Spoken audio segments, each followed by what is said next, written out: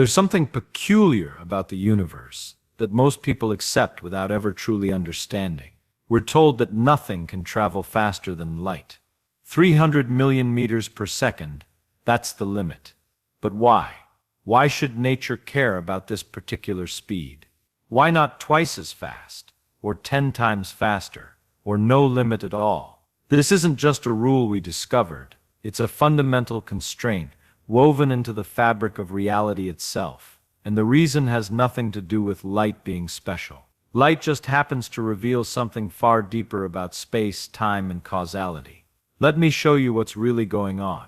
The story begins with a simple observation that puzzled physicists for decades. In the 1860s, James Clerk Maxwell wrote down 4 equations that described electricity and magnetism. When you solve these equations, something extraordinary falls out. They predict that electromagnetic waves should propagate through space at a specific speed. When Maxwell calculated this speed from his equations, using only measurements of electric and magnetic forces, he got roughly 300 million meters per second. People had already measured the speed of light. It matched. Maxwell realized light was an electromagnetic wave. But here's the puzzle that nobody could explain. Speed relative to what? When you throw a ball, its speed depends on who's watching. A ball thrown at 10 meters per second from a moving train travels faster relative to the ground. Every speed we'd ever measured was relative to something. But Maxwell's equations gave an absolute number. The speed of electromagnetic waves didn't depend on how fast the source was moving. It was just a constant that appeared in the mathematics of fields and forces. Physicists tried to solve this by proposing that space was filled with an invisible substance called the luminiferous aether. Light waves, they thought, must be vibrations in this aether, just as sound waves are vibrations in air. The speed of light would be measured relative to the aether. The Earth moves through space, so it should be moving through the aether. If you measure the speed of light in the direction of Earth's motion, you should get a different value than if you measure it perpendicular to that motion.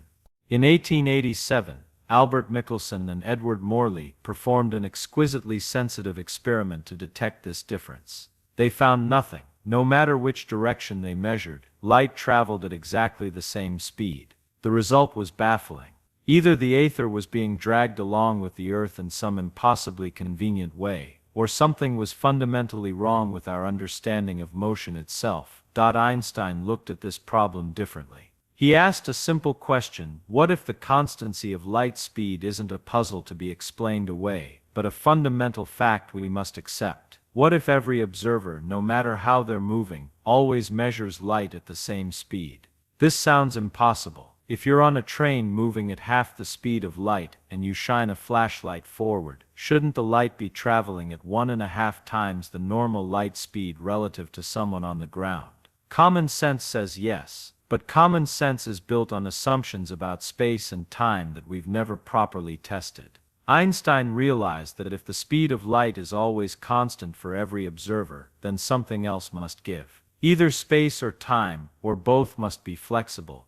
Here quotes the key insight. We measure speed by dividing distance by time. If the speed of light must always come out the same, and different observers are moving relative to each other, then they cannot agree on distances and times. When you move, your measurements of space and time must change in precisely the right way to keep light speed constant. This is special relativity. Moving clocks run slow. Moving rulers contract. These aren't optical illusions. Time genuinely passes at different rates for different observers. Space genuinely shrinks along the direction of motion.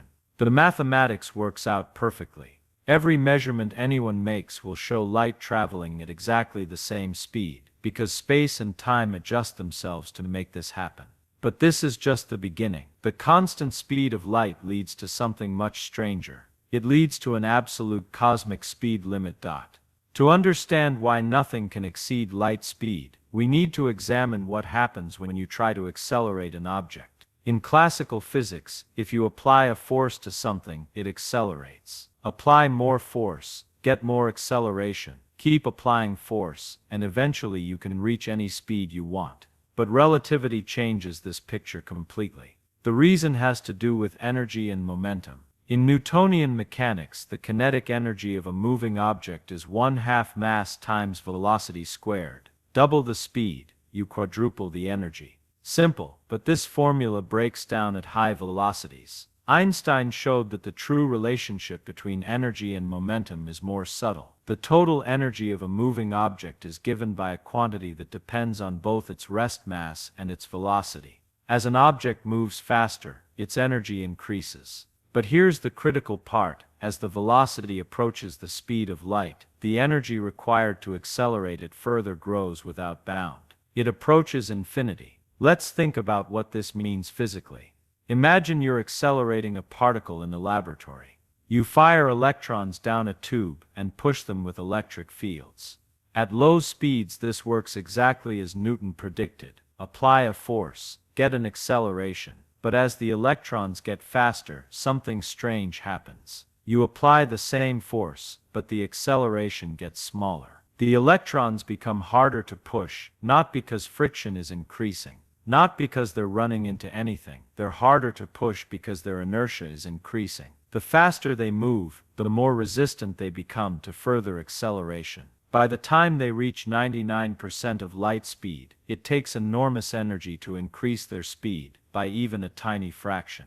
At 99.9%, it takes vastly more. At 99.99%, even more. There's a pattern here. You can keep adding energy forever, and the particle will get closer and closer to light speed, but it will never actually reach it. To accelerate any massive object to exactly the speed of light would require infinite energy. Since infinite energy doesn't exist, massive objects cannot reach light speed. But why does inertia increase with velocity? This is where the deep structure of space-time enters the picture. In relativity, space and time are not separate things. They're unified into a four-dimensional geometry called space-time. Every object traces out a path through space-time called a world line. When you're sitting still in space, you're still moving through time. In fact, you're always moving through space-time at a constant rate. Here's the key: that rate is the speed of light. Every object, whether moving or stationary, is always traveling through space-time at light speed. When you're at rest in space, all your motion is through time. When you start moving through space, some of your motion through time gets converted into motion through space. The faster you move through space, the slower you move through time. This is time dilation, but there's a limit. You can redistribute your motion between space and time, but you cannot exceed your total speed through space-time.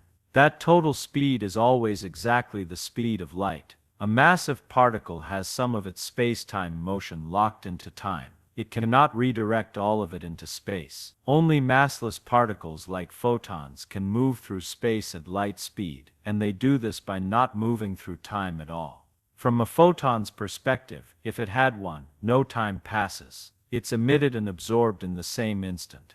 Now we can see why the speed of light is really a misnomer. It's not about light, it's about the structure of causality itself. The speed of light is actually the maximum speed at which cause and effect can propagate through space. It's the speed of information. It's the speed of any massless particle. It's the conversion factor between space and time. Light travels at this speed because light has no mass. Gravity also propagates at this speed. If the sun suddenly vanished, Earth wouldn't fly out of orbit instantly. We'd continue orbiting for about 8 minutes, the time it takes for the change in the gravitational field to reach us at light speed. This is profoundly important. If information could travel faster than light, causality would break down. Events could influence their own past. You could have effects without causes. The universe would be logically inconsistent. Let me show you why with a concrete example. Suppose you could send a signal faster than light. According to relativity, simultaneity is relative. Events that appear simultaneous to one observer happen at different times to another observer in motion. Now imagine two observers moving relative to each other. Observer A sends a faster than light signal to observer B. From A's perspective, the signal arrives after it was sent. But from B's perspective, due to relativity of simultaneity, the signal might arrive before it was sent. If B then sends a faster than light signal back to A, carefully choosing the timing, that return signal can arrive at A before A originally sent the first signal. A receives a reply before sending the message. This isn't just a paradox, it's a genuine causal loop. Information from the future influences the past. The mathematics of special relativity makes this perfectly clear. There's a structure called the light cone. And imagine you're at a particular point in space-time. The light cone represents all the events that can be connected to you by light signals. Future light cone contains all events you could possibly influence. Past light cone contains all events that could have influenced you. Anything outside your light cone is fundamentally disconnected from you.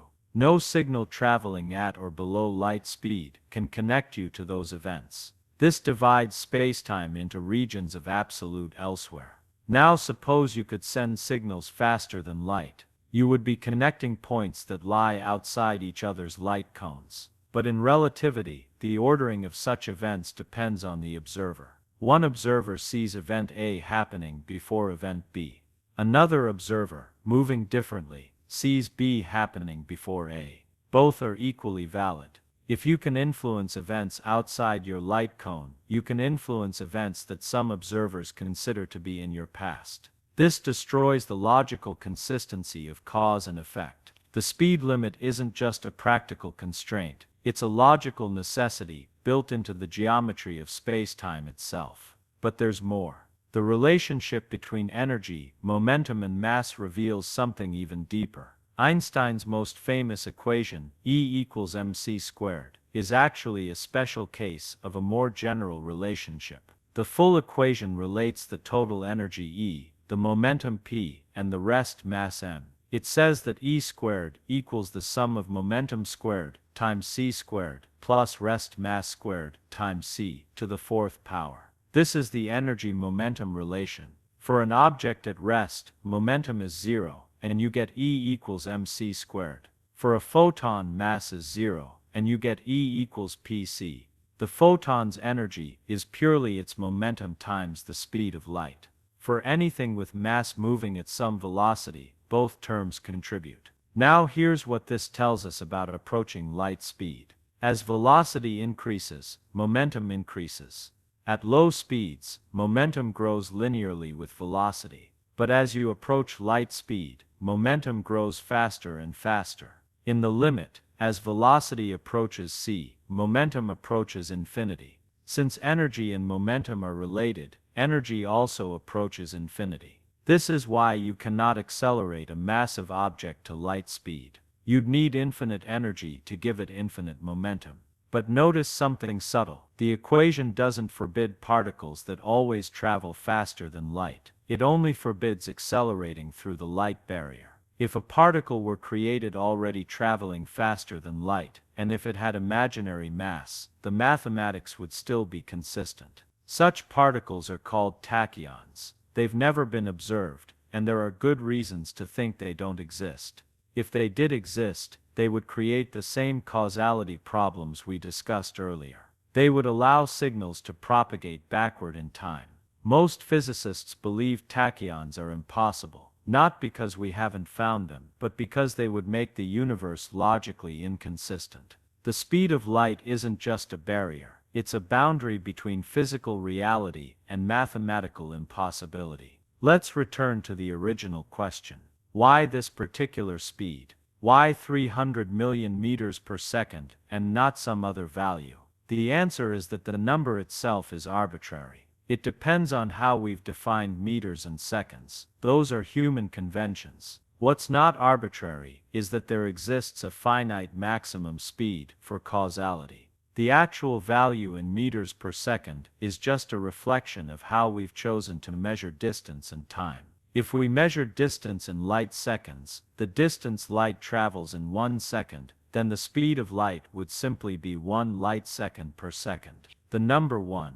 In fundamental physics, we often set c equals 1 and work in units where space and time are measured in the same terms. This makes the geometry of space-time more transparent. The deep fact isn't the numerical value. It's that space and time are interconvertible, with a fixed exchange rate, and that exchange rate is also the maximum speed of causality.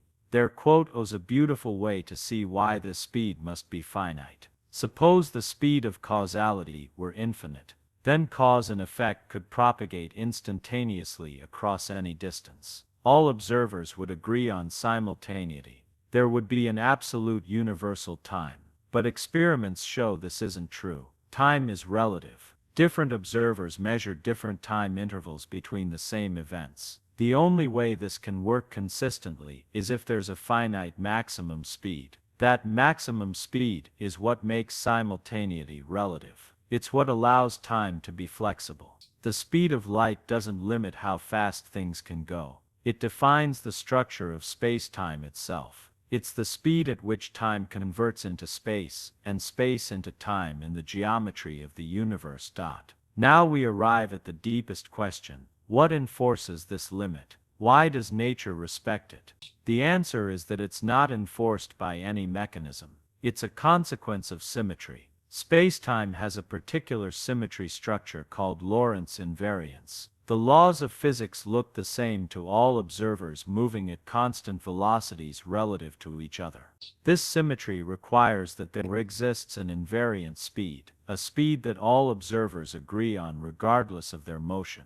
That invariant speed must be either infinite or finite. If it's infinite, we get Galilean relativity, the old Newtonian picture where time is absolute. If it's finite, we get special relativity. Experiments tell us it's finite. Once you accept that there's a finite invariant speed, everything else follows mathematically. Time dilation, length contraction, the relativistic energy-momentum relation, the impossibility of exceeding this speed. They're all automatic consequences of the symmetry.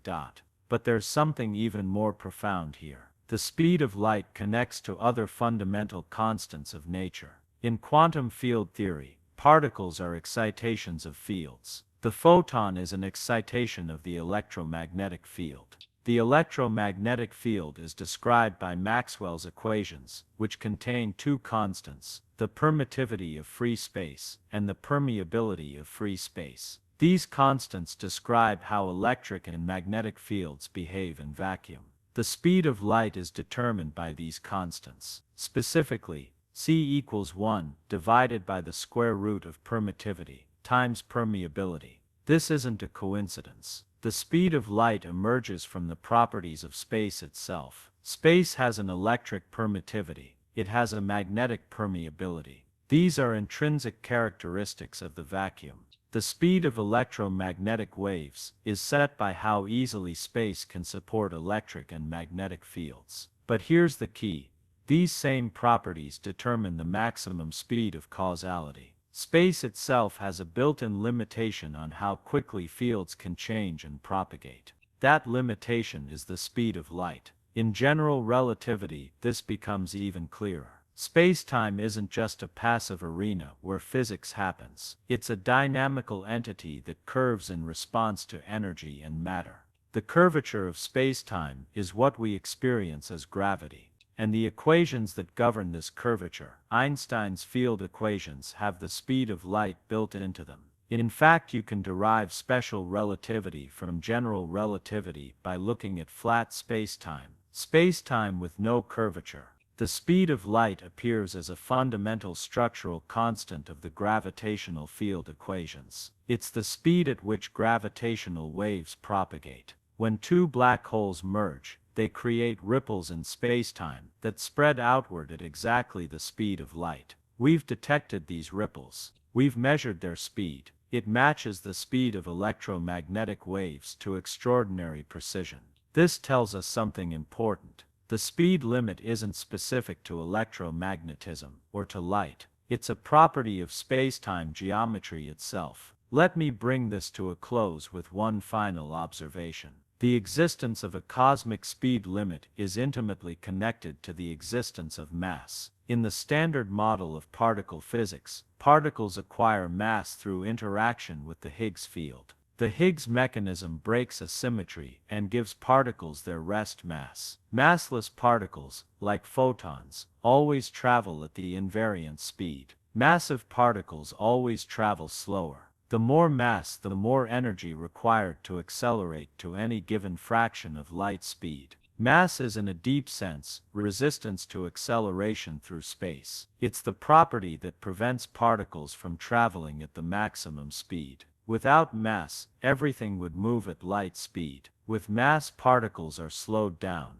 They trade motion through space for motion through time. The universe is divided into two categories: massless particles that move at c, and massive particles that cannot. There's nothing in between. You either have mass and move slower than light, or you have no mass and move at exactly light speed. This is what I find remarkable. The speed of light isn't really about light at all. It's about the structure of reality. It's the exchange rate between space and time. It's the maximum speed of cause and effect. It's the speed at which massless particles must travel and massive particles cannot. It emerges from the symmetries of space-time, from the properties of the vacuum, from the field equations of gravity. It's woven into every aspect of fundamental physics. When you ask why nothing can go faster than light, you're really asking why space-time has the structure it does. And that's a question about the deepest architecture of nature.